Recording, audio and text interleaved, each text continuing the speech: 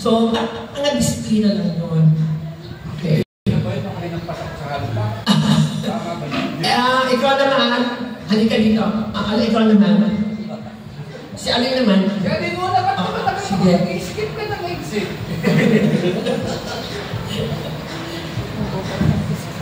Ikaw para kasi napok mo tatay mo. Basta ako ang natatanda ko sinabi ni tatay kay Arnold. Kasi si Uncle Noy, kung hindi niyo pa alam, hindi naman ganyan kagaling yung araw yan. Magaling niyang magbulakbol. Palaging nasa principal's office, nasa guidance office. At one time daw, pinigyan ng pang-matrikula yan, hindi minatrikula. Akala ng tatay namin nag-aaral, hindi pala.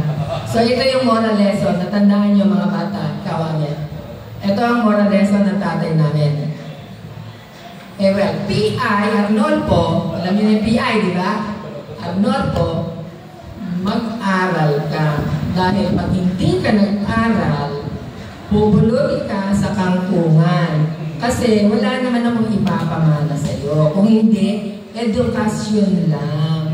Kaya mag-aral ka. Pag hindi ka nag-aral, sa kangkungan ka bubulutin. Ayun. Yun lang ang natatandaan ko. Marami pa, pero yun lang ang kailangang malaman ninyong mga bata kayo na importante ang mag-aral. Kasi kung hindi, wala kayong mararating sa buhay. Yun. O, sige naman.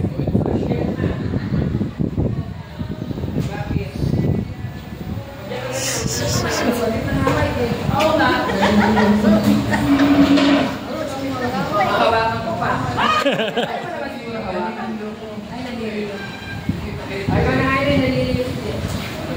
Naniliyo ko, ikaw na. Ako na naniliyo. Ako naman daw magsasalita. Ay, sa bang tatay ba? Ano? Tatay natin? Wala naman.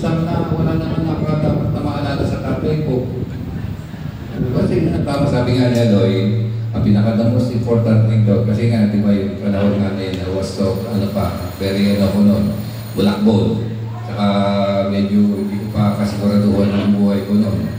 Kaya yun ang pinagalitan ng pagkitatay. Ang the most, ano daw, pinaka-importante sa buhay ng isang tao, edukasyon. Kasi, ang edukasyon hindi kayang nakawin ng kahit na kanino sa iyo. Kasi teacher siya. O kaya si ate, yun ang teacher siya. Yun ang naman natatanda ko. The rest of the memories, puro sinasapok niya ako. Ay na, yampas niya ako sa ano blocks. Sapokin niya ako kasi inaway ko si Aloy. Gaya lang. Pero despite dun sa mga ano na, tama yung sinabi ni ate, so di ano ba, gesture of, ano ka, parang gusto ka niya disiplinahin kasi. O kahit na naging ganun ang ginawa niya sa akin, at least nakarating ko din naman na naging ano din naman ako sa buhay ko. O kaya naman din ako tumino naman na din. Finally, na-realize ko dapat tumino pala ako. Pero yun that time, wala. Ano lang din naman ako. Isip ko, wala lang din naman ako. Hindi ko iniisip pang kinabukasan ko. That is tatay.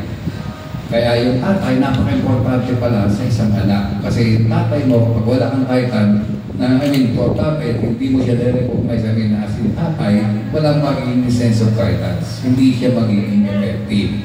Kaya dapat ang ano yung tatay mo, inano mo siya. Para yung ginawa ko sa tatay ko, kahit takot kami lahat, inano namin siya, pinakinggan namin siya, wala naman kami. Kahit siya, tigil mo lang naman ng tamad pag-aaral, hindi nag-aaral. Pero the rest kaming lahat, ano kami lahat, dahil sa takot, din, no? Kasi pag hindi tayo, remember, pag hindi ka nag-aaral talaga, patay ka. Oo. Kaya medyo napaka-ano namin yung tatay namin. Kaya kahit na, tatay, thank you so much. Kami naman nagsusunod sa iyo at tawagin siya. Nakalinya kami. Nakalinya na kami. Baka nadadama ko. Sige lang. Okay lang. Pero that is the real facts. We have to face these facts. We have to go here.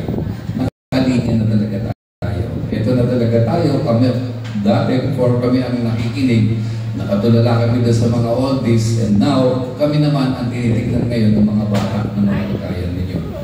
So, ang importante ngayon, kahit ang father, sabi nga niyan ba, honor your father. So, yun lang, yun lang masasabi ko. Kadugtong yun eh. Ha? Ano? Ano pa? Halika, punta dito. Kadugtong. Para sa mga bata. Kadugtong.